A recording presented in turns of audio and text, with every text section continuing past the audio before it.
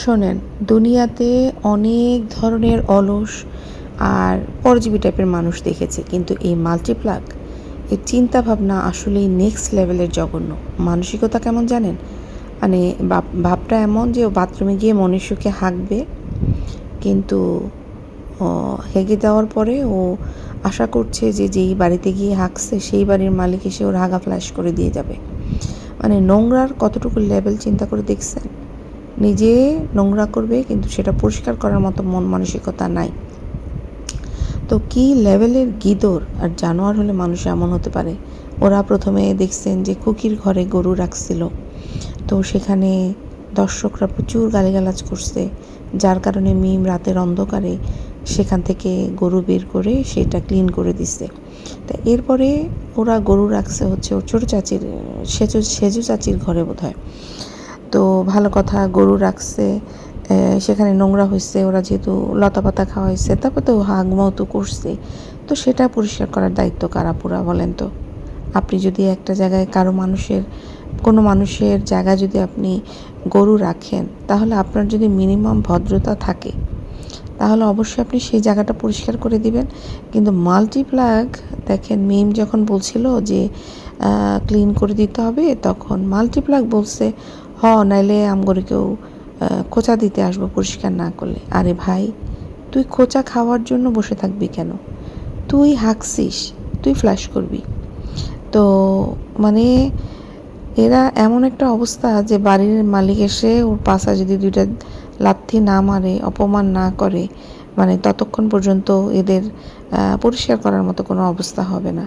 তাই এদের মতো মানুষকে আসলে কোনো বাড়িতেই জায়গা দেওয়া ঠিক না। খুকির শাশুড়ি যে বলছে কোহিনূর বেগম, একদম বুঝি শুনেই বলছে। তবে হ্যাঁ, মাল্টিপ্লাগের কিন্তু জুতার বাড়ি খাওয়ার সময় হয়ে গেছে। যেভাবে মুখ চালাচ্ছে, সামনে আরও ওর খাওয়ার সময় হয়ে গেছে। তো মাল্টিপ্লাগের কিন্তু দেখছেন আপনারা যে ওর কিন্তু শুধু মুখটাই চলতেছে, শরীর কিন্তু 1 ইঞ্চিও নড়ে না। মানে প্রমাণ চান? এই যে বাড়িতে গেছে, এতগুলো মানুষ গেল, সবাই কিন্তু টুকটাক কাজ করছে, কিন্তু মাল্টিপ্লাগকে দেখছেন কোনো কাজ করতে? মানে রীতিমতো আইব্রো প্লাগ করে, চুল টুল কেটে, হাতে ঘড়ি পরে কোনো মানুষকে দেখছেন সুস্থ মানুষ বাড়িতে এরকম ঘড়ি টড়ি পরে বসে থাকে? কোরবানি দিতে গেছে চাচার বাড়িতে, সেখানে হাতে হাত লাগিয়ে সব কিছু করবে। ওকে তো আমি দেখলাম না একবার যে ও কোরবানির মাংস কাটতেছে, নাকি আমি মিস করে গেছি আমি ঠিক জানি না। তো সেখানে সে হাতে ঘড়ি টড়ি পরে রীতিমতো মহারানী ভিক্টোরিয়া সেজে পায়ের উপরে পা তুলে বসে আছে। মানে ওর ভাবসাব এরকম যে ও হচ্ছে গিয়ে টাকা ইনকাম করে, বুঝেন না? ভাবসাব তো দেখাতে হবে। তো বাকিরা ওর গোলাম, আর সেখানে সে রাজকীয় পরিদর্শনে এসেছে। মানে কাজের বেলায় ঠন ঠন, কিন্তু অন্যের পিছনে কাঠি করাতে সে যে কি ওস্তাদ আমি বলি।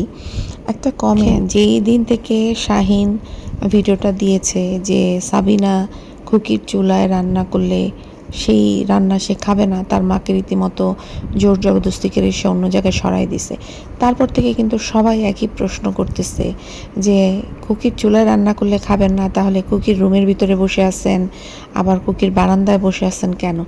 তো সেইখানেই কিন্তু এরকম যখন সবাই লিখতেছে, সেইখানে তিশারি হচ্ছে একটা দালাল চামচা আর কি, সে লিখছে যে কি নাম মহিলার, কানিজ ফাতেমা, হ্যাঁ চামচা হবে আর কি। তো সেই মহিলা লিখছে এটা হলো কমন বারান্দা, ওদের মা অপর পাশে ঘর উঠালে তাদের কি বারান্দা থাকতো না?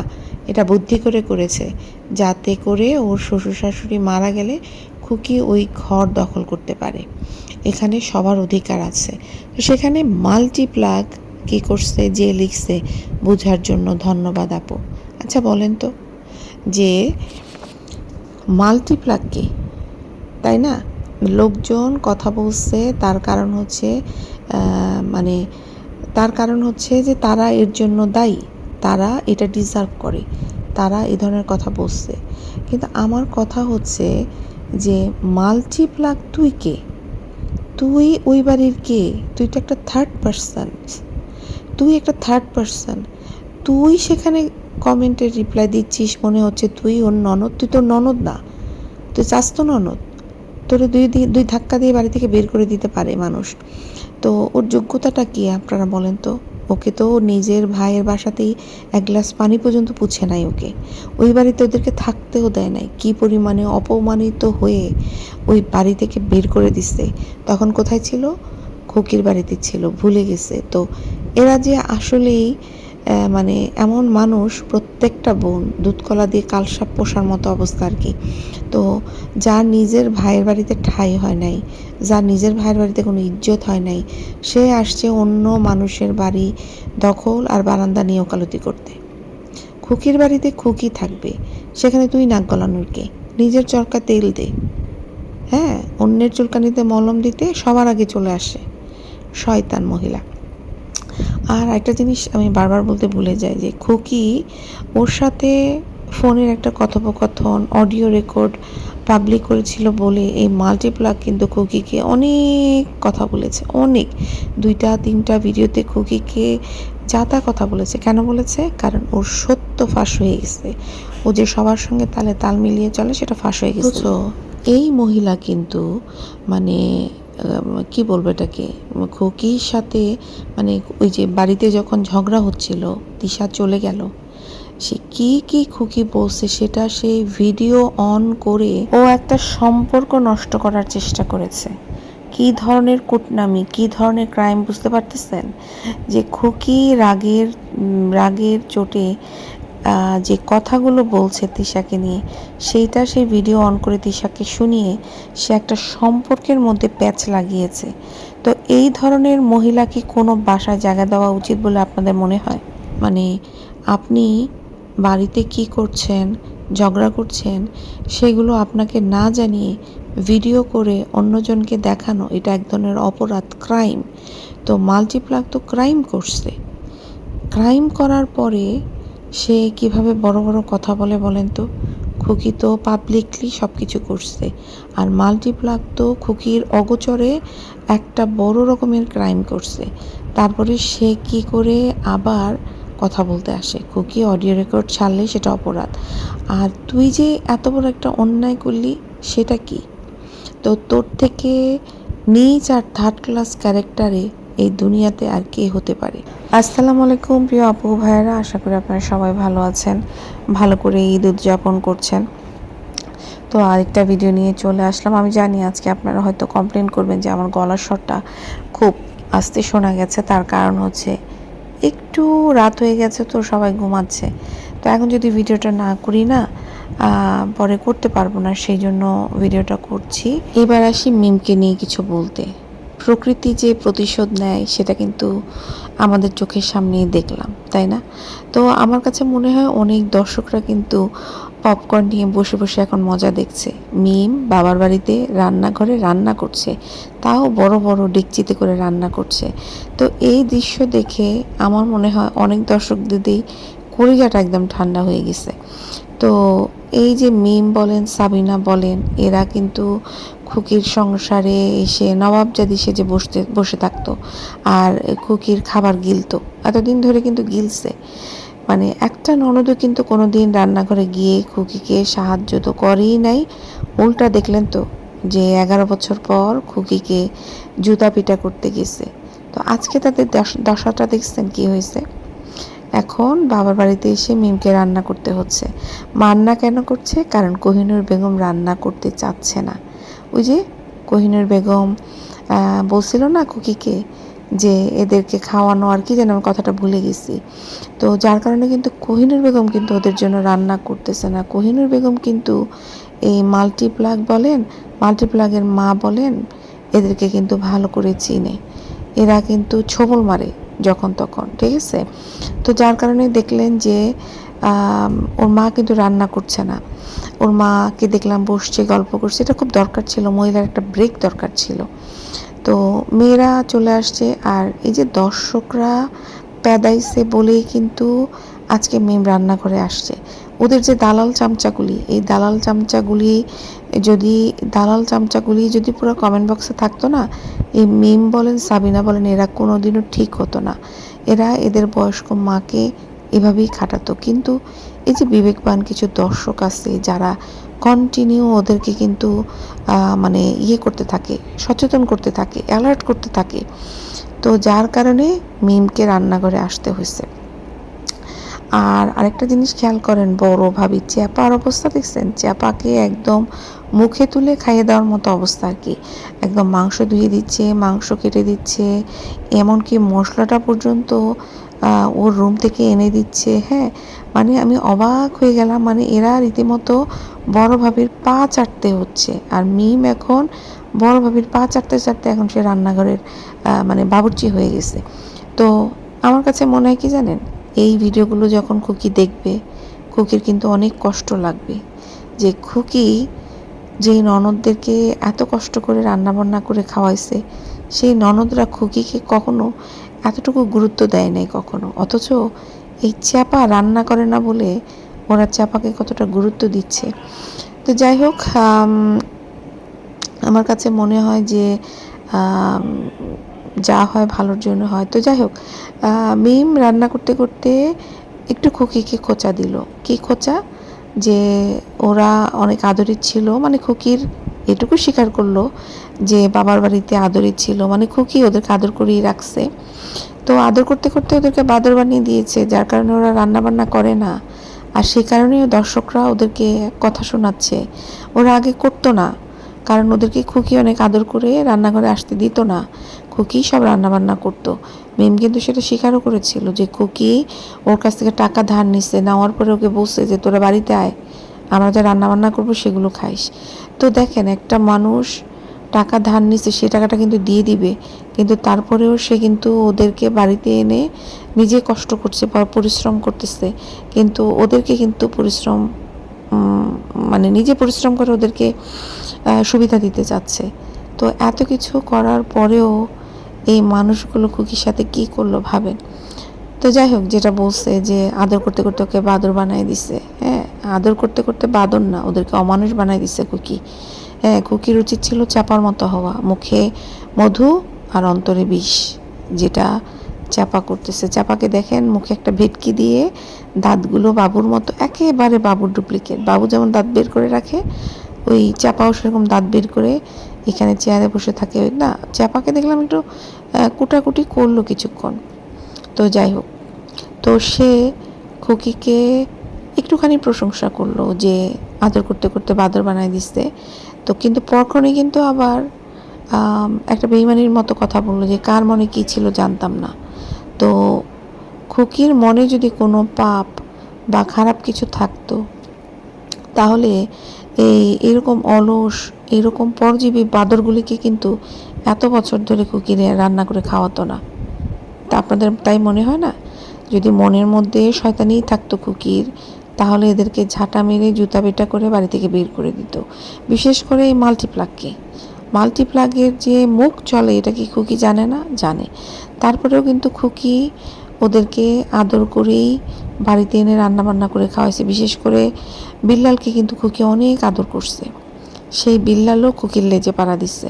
হ্যাঁ, তো খুকিকে দেখছেন, খেয়াল করছেন বোধহয় যে বিল্লাল কিন্তু চেষ্টা করতেছিল খুকির সঙ্গে আবার সব কিছু স্বাভাবিক করার, কিন্তু চাইলে কি সব স্বাভাবিক করা যায়? তার বোন খুকিকে যেভাবে অপমানিত করছে, চাইলে কিন্তু স্বাভাবিক হওয়া যায় না। হ্যাঁ, তো যার কারণে হচ্ছে খুকি একটু চুপচাপ ছিল, কথা বলে নাই। আর খুকিকে একটা জিনিস দেখছেন, খুকিকে নাকি লোকজন অশিক্ষিত বলে, খুকিকে দেখছেন ওদের পরিবারের একটা মানুষকেও কি খুকির ভিডিওতে দেখছেন? শ্বশুর শাশুড়ি ছাড়া আর কাউকে কিন্তু ভিডিওতে দেখায় না। কিন্তু সাবিনা কিন্তু কন্টিনিউ এই তানহাকে দেখাইছে, আবু তালহাকে দেখাইছে, সব কিছু ওদেরকে কিন্তু কন্টেন্ট করছে। ওদের তো লজ্জা না, এগুলি তো অশিক্ষিত গণ্ডমূর্খ, বুঝছেন? যার কারণে এই অবস্থা। তো যাই হোক, যেটা বলতেছিলাম যে এই যে এত বছর নুন খেলো মিম, এত বছর নুন খেয়েও বড় বোনের সাপোর্ট করলো। বড় বোনের পক্ষ নিতে গিয়ে সে সেই মানুষটাকে অপমানিত করলো, যেই মানুষটা তাদেরকে আদর দিচ্ছে, সেটা কিন্তু মিম স্বীকার করলো। বুঝছেন তো? তো আমরা যেগুলি দেখতেছি সেগুলি মিথ্যা দেখি নেই, আমরা ঠিক জিনিসই দেখতেছি। আমি বলবো যা হয়েছে ভালো হয়েছে, মানে আল্লাহ মানুষের সাথে যা করে ভালোর জন্যই করে। হ্যাঁ, খুকির সাথে যদি এখন এদের এই সম্পর্ক থাকতো তাহলে এই পুরা পরিবার কিন্তু ঘরের রান্নাবান্না তো খুকিকে করাতোই, এমনকি ওদের যে গরু ছাগল আছে এগুলির হাগামোতা সব খুকিকে দিয়ে পরিষ্কার করাতো। খুকিকে এরা রীতিমতো দাসী বানায় রাখতো, এরা কেউ কাজ করতো না, বুঝছেন? তো খুকির মাথা থেকে মানে কি বলবো, একটা বিশাল বড় বোঝা নেমে গেছে। এখন ওরা বসে বসে চাপার পায়ের নিচে বসে মশলা কুড়াবে নাকি মাংস ধুয়ে দিবে সেটা ওদের ব্যাপার। আমি মনে করি খুকি নিজের জায়গায় ভালো আছে। ওদের সবাইকে নিয়ে ওরা সবাই আনন্দ হইচই করতেছে বলে যে খুকি খারাপ আছে তা আমি মনে করি না। খুকি খুকির মতো করে ভালো আছে। হ্যাঁ, আর এরা তো বুঝতেই পারতেছেন যে এরা হচ্ছে লোক দেখানো আনন্দ করতেছে। এটাকে কি আনন্দ বলে? বাড়ি ভর্তি এতগুলো লোক, চিন্তা করেন ওরা দুপুরবেলা কিন্তু বড় একটা ইয়েতে করে পাতিলে করে গরুর গোশত রান্না করছে, সেগুলো শেষ। তারপরে আবার পরবর্তীতে ওরা আবার রান্না করছে। আচ্ছা, আমি বুঝি না এত গরুর মাংস কি খাওয়া যায়? হ্যাঁ, যদিও ওদের বাড়িতে অনেক লোকজন, প্রত্যেকটা মানুষ যদি 2 টুকরা করেও মাংস খায় তাহলে কিন্তু মাংস থাকার কথা না। তো সেখানে এতগুলো মানুষ গাদাগাদি করতেছে। তো সাবিনা কিন্তু যাওয়ার সময় হয়ে আসছে, মাংস টোকানো হয়ে গেছে সাবিনার। তো এখন সাবিনা এই টোকানো মাংস নিয়ে তার স্বামীকে রান্না করে করে খাওয়াবে। তার স্বামী এতই ফকির যে মাংস টোকানোর জন্য বউকে তার শ্বশুরবাড়ি পাঠিয়ে দিয়েছে। এর থেকে লজ্জা আমার মনে হয় না কোনো পুরুষ মানুষের আর হতে পারে। তো এবার আসে হচ্ছে ভাদাইম্মাকে নিয়ে। ভাদাইম্মাকে দেখছেন যে ঈদের দিনেও ভাদাইম্মা কিন্তু খোঁচা মারতে ছাড়ে নাই খুকিকে। সে বলছিল যে তার নাকি মাংস কাটার লোকের অভাব পড়েছে। কেন কেন তোর মাংস কাটার লোকের অভাব পড়ে কেন? হ্যাঁ, তোর নিজের তো মানে দেখেন ওর বাপ কিন্তু খুকিকে হেল্প করতে চলে গেছে, কারণ খুকিরই তো এই বাড়িতে কুরবানি দেওয়ার কথা ছিল সবার আগে, তাই না? বাকিগুলি তো খুকির সঙ্গে প্রতিযোগিতা করে আসছে, তাহলে অধিকারটা তো খুকির আগে ছিল এই বাড়িতে। কিন্তু খুকি কিন্তু এই বাড়িতে কুরবানি দিতে পারলো না। যেখানে যার কপাল লেখা আছে আল্লাহর তরফ থেকে সেখানেই কিন্তু হয়েছে। তো যাই হোক, সবুজ আর হচ্ছে ওর শ্বশুর হচ্ছে খুকিকে এই গরু কাটাকাটির কাজে হেল্প করছে। তো এতে শাহিনের পাছায় আগুন লেগে গেছে, বুঝতে পারছেন? যে ওই বাহেয়া বলতেছে যে তার নিজের বাপকে নাকি সে পাচ্ছে না, মাংস খুঁজে পাচ্ছে না। মানে মিনিমাম যদি মনুষ্যত্ব এই ব্যাটার মধ্যে থাকতো, বিশ্বাস করেন যে ছোট ভাইয়ের বউটা 3টা বাচ্চা নিয়ে একা সেখানে সে মানুষজনকে হেল্প করতে পাঠাবে, সেখানে তার মতো একটা মানে বুড়া ব্যাটা এক পা কবরে এই ব্যাটার ভাদাইম্মার। তো সেই ভাদাইম্মা ছোট ভাইয়ের বউর সঙ্গে হিংসা করে, ভাবতে পারেন? আমার তো মনে হয় চেপার উচিত যে এই ওর মানে ভাদাইম্মারে ওর যে সালোয়ার কামিজগুলি পরাইয়া ভাদাইম্মারে বসায় রাখা উচিত। আর এই লাস্টে আবার একটু বলি, সেই মাল্টিপ্লাগকে নিয়ে আবার কথা বলতে আসতেই হইলো আমাকে।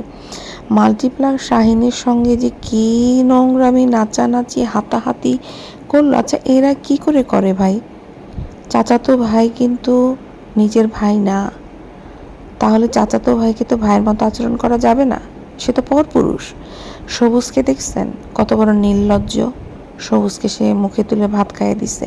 এই যে এতদিন ধরে যে সে রাজের সাথে সংসার করছে, কোনোদিন কি আমরা দেখছি যে রাজকে মুখে তুলে ভাত খাইয়ে দিছে? যদিও রাজ বলছে, রাজই বোধহয় বলছিল, না জানি শারমিনী মাল্টিপ্লাগ বলছিল যে ওনাকে ওর জামাইকে মুখে তুলে ভাত খাইয়ে দেয়।